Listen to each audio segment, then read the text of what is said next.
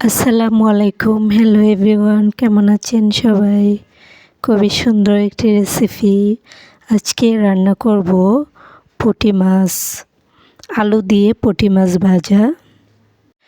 অনেকেই হয়তো পুঁটি মাছ খেতে পছন্দ করেন না, কিন্তু আমার কাছে খুবই ভালো লাগে। পুঁটি মাছ যখন লাল লাল করে এভাবে ভেজে পেঁয়াজ অথবা আলু দিয়ে রান্না করলে খুব দারুণ লাগে।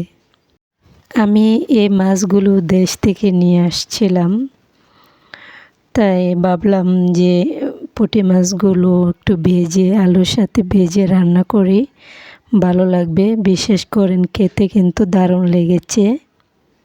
যে কোনো রান্না হোক, মনটা ঠিক রেখে মনটা ফ্রেশ করে যদি আপনি রান্না করতে পারেন, তাহলে অবশ্যই আপনার রান্না মজা হবে। আর নিজের কাছেও কিন্তু অনেকটা ভালো লাগবে যে আপনি নিজের মতো করে রান্না করতে পারেন।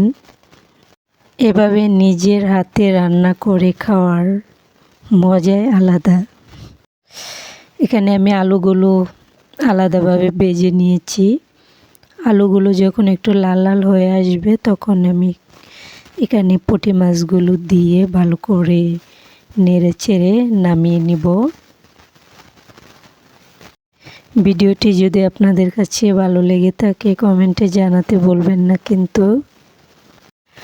আর আমার চ্যানেলটিকে সাবস্ক্রাইব করে সব সময় আমার পাশে থাকবেন, এরকম নতুন নতুন ভিডিও পেতে।